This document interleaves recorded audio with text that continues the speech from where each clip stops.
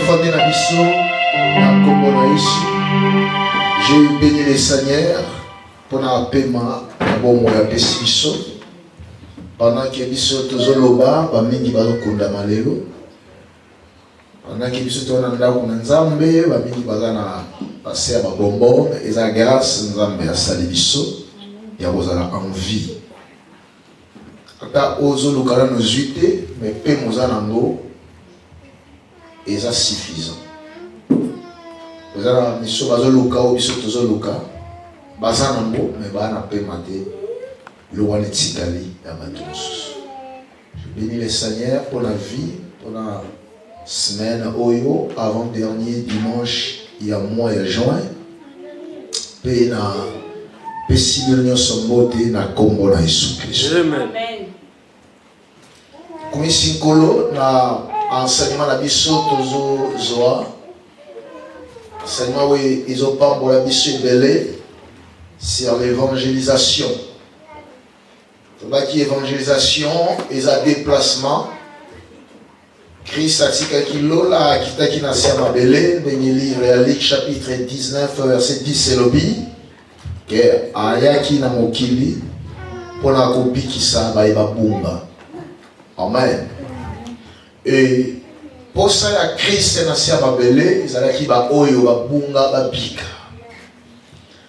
Alors ndenge la pour ça ya Christ ba oyo nyonso ba ya mi Christ bazwi vie ya Christ kati na bango. Tozomona na kete enseignement na biso baza animé na même sentiment.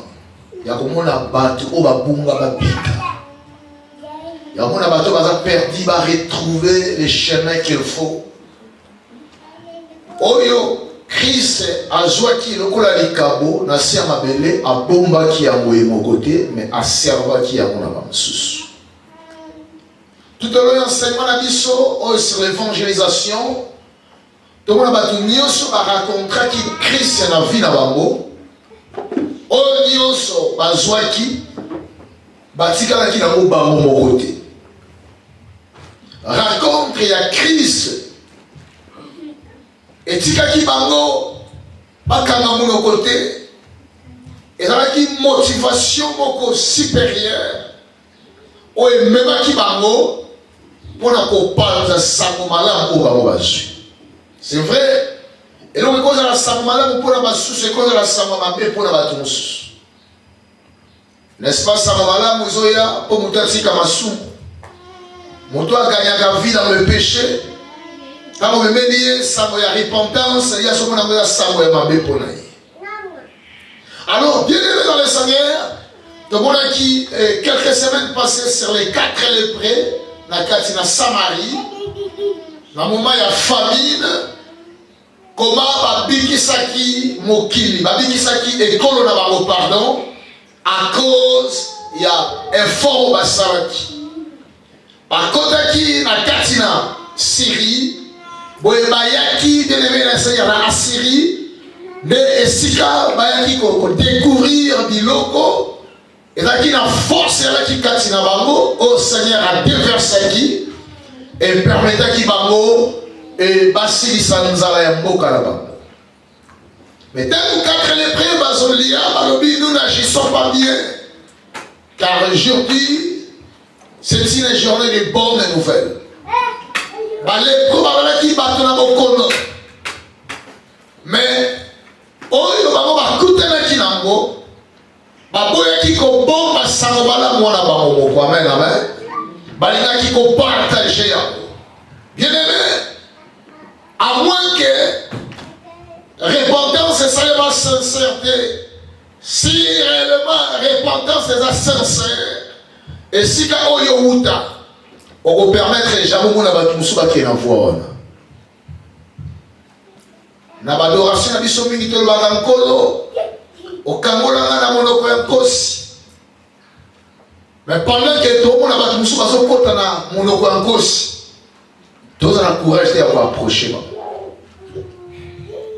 La badoration de la Baganzambe, au Bibi Sangaï, la porte d'enfer, dans les boulous et les félos. Mais pendant que tout le monde a battu Moussou Bazo approcher la force d'enfer, mais tout ça, les formes d'un côté, pour sauver. Moto réellement a outaki na moto ya enfer. Moto wana welingaki boma vie na ye. Ekotika ye na somo. Bato ba vivant na ba scène ya ba incendie. Bato bazala ba rescapé ya incendie. Ba oyo ba yaki ko s'échapper na ba incendie. Batika na image ya moto wana na cerveau na ba. Musoko mona po image wana bunga ifwe soye bane. Monsieur va vous connecter à un psychologue, un psychiatre. Babanda, que sougaye comment c'est mon écoute qu'on bunga et dans ma calice. Parce que y a mon vivre yango. Et ça choque katinaye.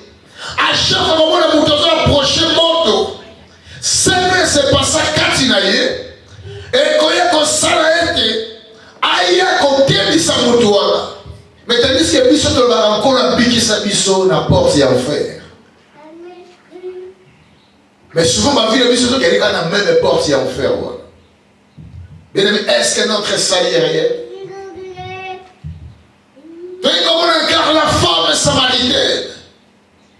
Une femme au passé sombre. Une femme au passé embarrassante, bien aimé. Voilà qui fait encore remarquable à cause de l'adultère. Mais la Bible dit que Christ approcha qui est il y avait 4 barrières entre Christ et la femme samaritaine. Barrière à l'imposte, c'est qui barrière il y a religion. Parce que qui religion de mon côté. Religion ne va pas permettre de s'approcher l'un l'autre. Va s'approcher each other. Et va permettre de dialoguer, de coûter un solo là. Barrière wana ezalaki munene, ezalaki érigé depuis les ancêtres. Mais Christ c'est celui qui a franchi barrière wana. Deuxième barrière ezalaki barrière ya race. Christ ezalaki juif et la femme ezalaki samaritaine. Barasi bazalaki un conflit. Comment les bango côté mais si comme on ezalaki tabou. Et quand on s'en les battait parce que la culture n'a pas et ça les matandés monatés. Il y a des femmes samaritaines qui disent comment ils ont juifs. On a 5 ans, ils ont samaritaine. Moi, je dis que les juifs et les samaritaines, ils ont kanakate. Et là, il y a une barrière invisible. On va dire qu'on s'en est des nations, bazala, na vivre na conformité. Barrière ya race. Race c'est sa barrière monnaie na salomala. Na kati na race tout le monde a langue de la kati parce que race va na langue na bango. Ça passe sur sa casse. Race bien aimé et sa barrière monnaie na salomala mulelo. Yamo la majorité ya bango ba et ça la base na race moko mais Christ a couflé ga race moko qui a couflé ki ba race nyos. Et c'est que la mission qui va franchir barrière et race, bien aimé dans les Seigneurs. Troisième barrière, bien aimé, et là qui barrière, il y a moins si dans mon bal. La communauté de mission, comme on a moins si dans mon bal, et si comme on est isolé par mon moko, il y a toujours dans ma question marque et dans ma point d'interrogation. Et là qui barrière à mon élève. Mais Christ est qui qu'on franchit la barrière voilà. Et puis barrière ceux qui avaient dit barrière il y a moralité.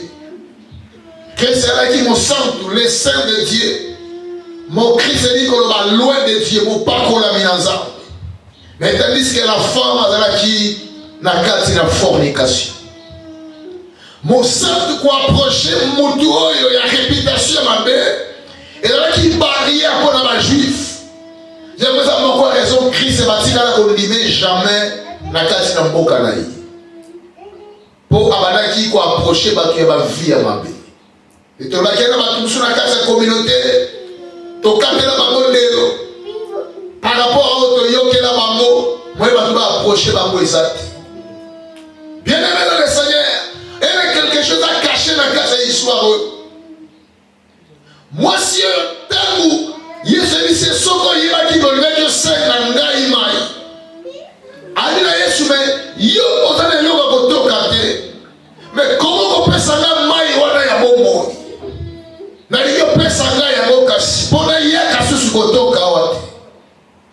Yesu a dit ça, le dit qu'elle kobenga mobali na yo.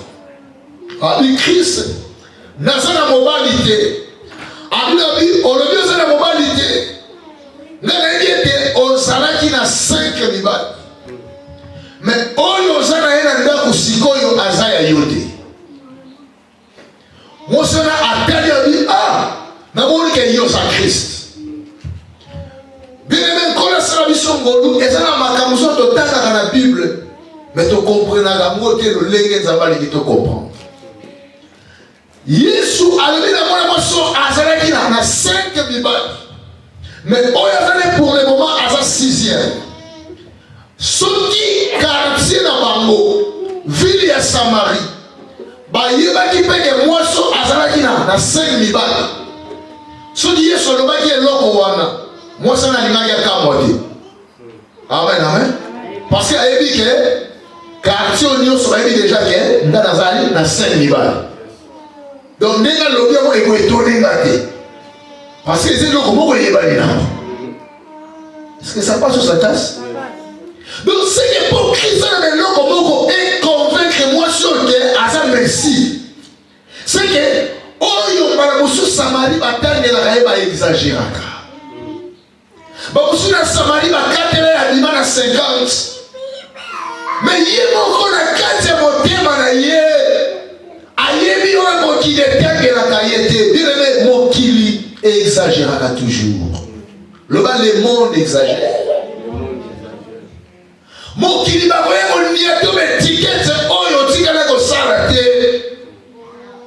Parce que ceux qui, moi, sont à qui mènent 5 femmes, ceux qui s'amarient, il y a qui a mot, mais les réponses à Christ, il y a pas ça y était, parce que, bah, tout le monde se va aider dans ma mot. C'est que les particularités, mon mot, il y a pas quitté. Mon qui dit, bah, ça qui est nombre, vraiment exagéré, mais Christ a fait ça, la précision. Il y a des touches qui montent ma moisson. A tika qui crèche naïe, a qui est qui quoi annoncer ça mon malin. Moi, soit qui a fermé ce matin. Mais à qui il a oyo qui a qui comprend ça mon malin. Église, il y a 3 missions. Amen, amen. Le malin a 3 missions. Première mission, église, mission on tourner vers Dieu. Église, il faut adorer les âmes et servir en colo. C'est la première mission. Mission Mangomba et Bélé Bakokisaramo. Deuxième mission, église, il faut tourner vers elle-même. Église, il faut dans le centre, il y a l'enseignement, il y a la formation.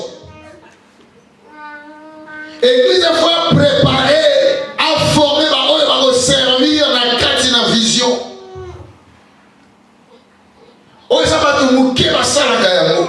Et puis, troisième mission à l'église. L'église est tournée vers les païens. Mission Oyo. Ici, quand ils sont réunis, ça m'a malamu. Peut-être comme il va salir dans le Congo, ils ont autre ça. Na poto awa, mutu na mutu, alana système, il y a au fanda na esika bandi musala. Biso tokoli boete na Congo na Samomala. Ce qui dit comment 20, 30, bakozwa ba oyo bakomei na kondima bapesi bango extension. Boke kobimisa makasi na bino nyonso. Boke kobimisa connaissance na bino nyonso. Bobandi cellule na compte ya ecclesia. Boye dimanche nyonso bozo na l'église mère bozo sanga. Église ali na rôle ya ko tourner vers ba palier. Et les batu sous na kati na ba quartier.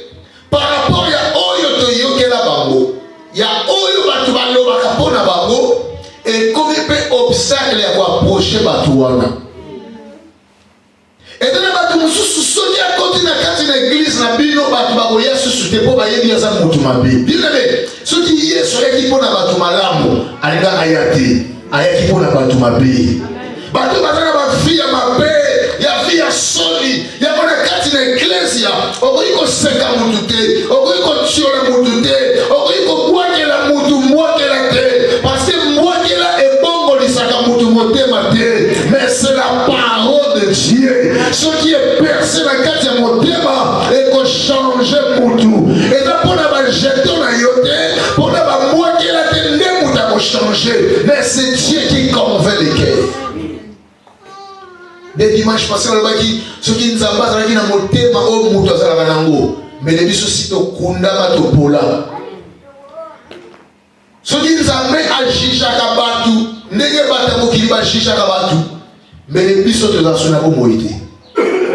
Pour Makamusu, on va t'aider oh Yomoko, même dans d'autres Yébiamoté. Ce qui nous a dit qu'on Jija Kabatu, n'est pas Jija Kabatu. Mais les amas bombaka mususu avant yokaba. Mais les amas kundaka mususu avant vérifier sur les solo. Yaboni nzamba zaka nzambe. Alors les lelo to yebula susu na kati na histoire moko vraiment elle susu riche makasi. L'évangile suit les 4 lépreux dans des rois 7 verset 1 à 10. De soit qui encore la femme samaritaine à livre il y a Jean chapitre 4 et les autres soit les Gadaréniens oyo azalaki moto ya liboma alaki attrapé na folie normalement baso les fous de Gadara mais biso tozolobela na angle ya folie parce qu'il y a soukaki na folie akendaki au-delà. Dans le livre, il y a Marc chapitre 5, verset 1 à 10. On va te sauter dessus sous verset 14 à 20. Pour la meilleure audition, je me répète, Marc chapitre 5, verset 1 à 10, et puis verset 14 à 20. Marc chapitre 5, verset 1 à 10, et puis verset 14 à 20. Marc 5, 1 à 10 et puis 14 à 20. Je lis au nom du Seigneur. Je disais, je lis au nom du Seigneur. Ils arrivèrent à l'autre bord de la mer, dans le pays des Gadaréniens. Aussitôt, Jésus fit hors de la barque. Il vint devant lui un homme sortant de sépulcre et possédé d'un esprit impie.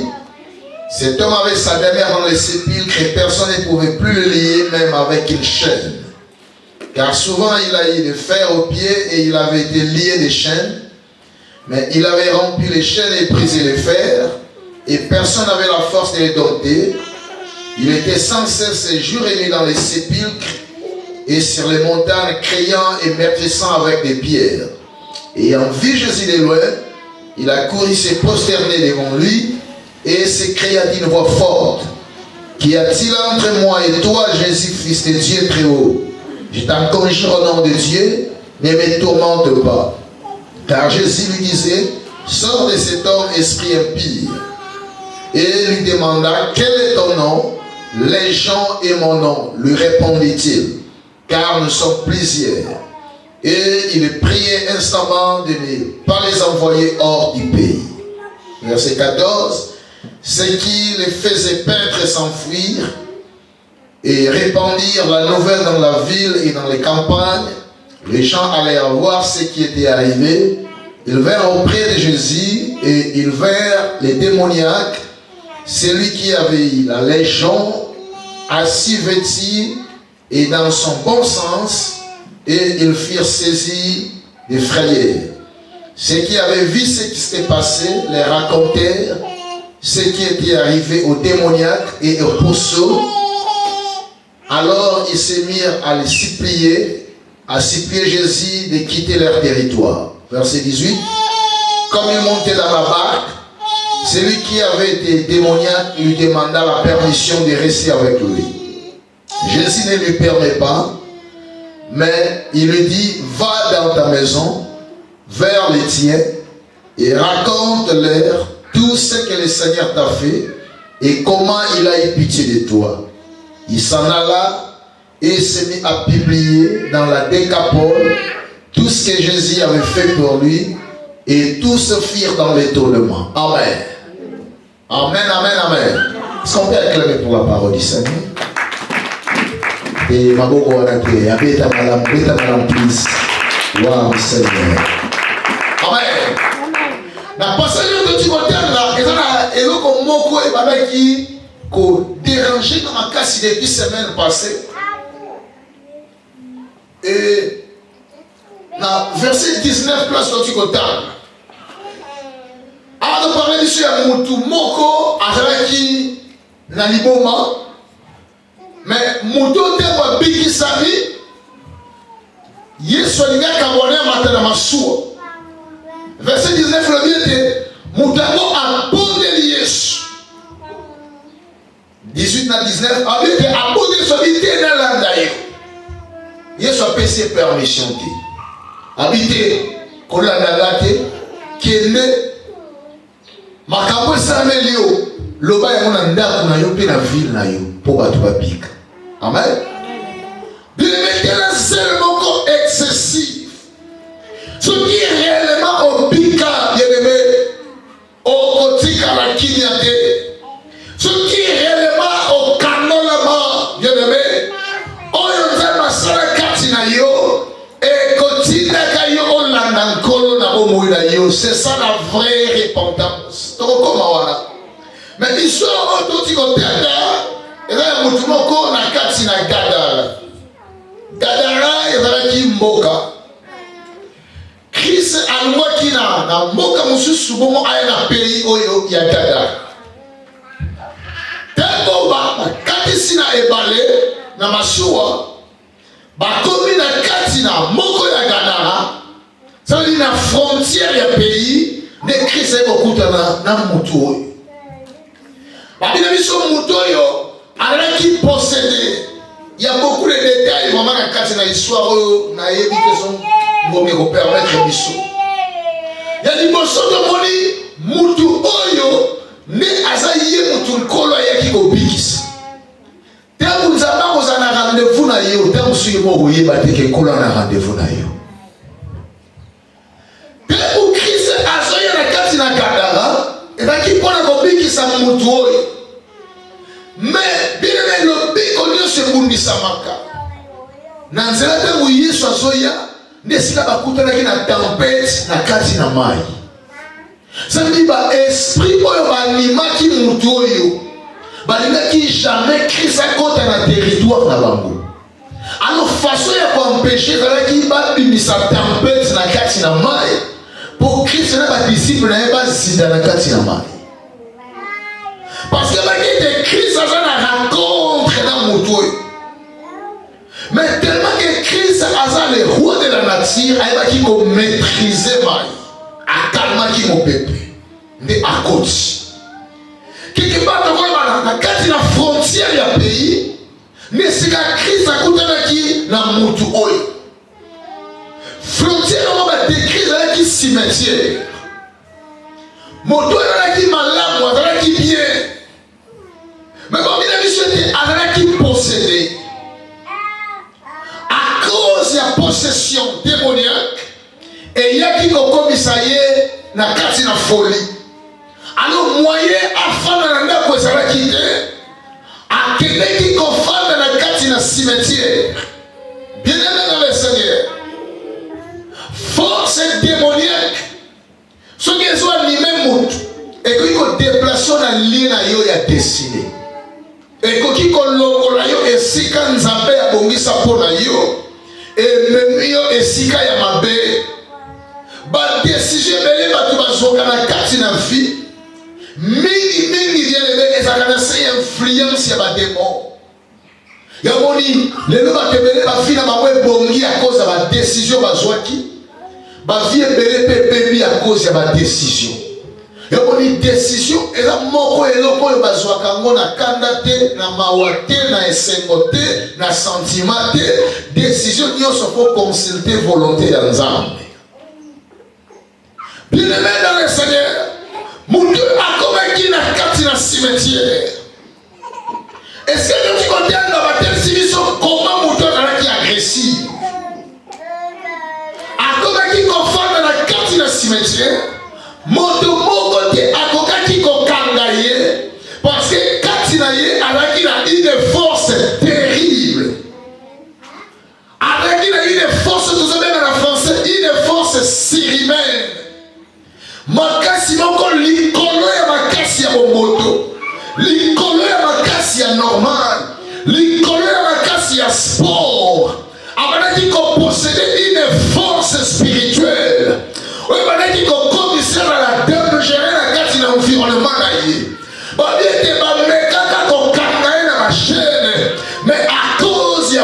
force wana abukaka bashele bakanaki ye na mabende à cause ya force wana ayaki kobuka mabende alaki homme dangereux bakoki kokanga ye te substance moko te physique ekoki kodopte ye à cause ya une force oyo balaki koposede makasi oyo elaki makasi ya nzoto te ezalaki na se ya influence moko influence yango tokoya komona ntango Kristo atunaki ye kombo nango bavie bato ebele lelo eza na se ya bainfluence satanique bavie ebele eza na se ya bainfluence démoniaque babina biso ete moto azalaki possédé na baesprit impire baesprit oyo moto bakomisaki ye dangereux ntango molimo mabe akotaka kati na mutu ayaka kochange nature ya mutu ayaka kotransforme bomoi na mutu ayaka kokotisa biloko mosusu oyo mutu azalaki nango te ekokota mpo ya koboma vi na ye yango na kati na vi fo tobondelaka mingi bien-aimé ntango ozala mokola na journée oyebisi nkolo nakumisi yo mpo na pema mais batelanga na journée ya lelo guide ngai contre bainfluence nyonso démoniaque influence démoniaque ekoki kochange bomoi na yo ekoki kotransforme façon na yo ya kokanisa ekoki kochange je m'excuse façon na yo bien-aimé ya koréagir ekoki kochange lolenge na yo mutu oyo achangeaki complètement à cause ya influence démoniaque. Yana kati na vie bien-aimé dans le Seigneur. Moko ya raison oyo poto bonde la makasi parce que Bible kasi biso milimo mabe ba existaka. Ba continue ba moya moteur ba transformer nyonso. Bien-aimé, molimo santu soki a koti ya son na vie ya mutu, a changer la vie ya mutu. Amen, amen. Mais dès que vie ya mutu ko changer et ko changer na ndenge ya malade. Alléluia. Et donc, il y a des millions de gens qui transformer la vie à Motu. Mais ils changer pour la dernière mabé. Il y a à chaque fois que tu es bon de la gare, au bon de la pour la vie, au bon de pour la vie à bonne, au bon de pour la vie à famille, il changement, il y a des belés, il y a des caractères, la majorité d'entre eux, ils ont une influence démoniaque. Influence démoniaque sur les continents quand il y a vie à Motu et quand il faut transformer le caractère à Motu et quand il faut changer le legue à Motu à cause de là Motu a porté à Makaboyé a porté à pété à Salaboyé a kéné à pété au Simba Manzele à pété mais là qui influence donc sorcellerie oh yo bah qui va habiter Katinaye bah cela qui demeure Katinaye il y a longtemps où Christ a tout alobi na ye kombo nanga légion. Alléluia. Légion eza mot moko militaire. Racine ya mot oyo euti na militaire na musala ya kisoda. Tango bazala ba légion eza kombo ya mutu te. Légion eza kombo ya groupe.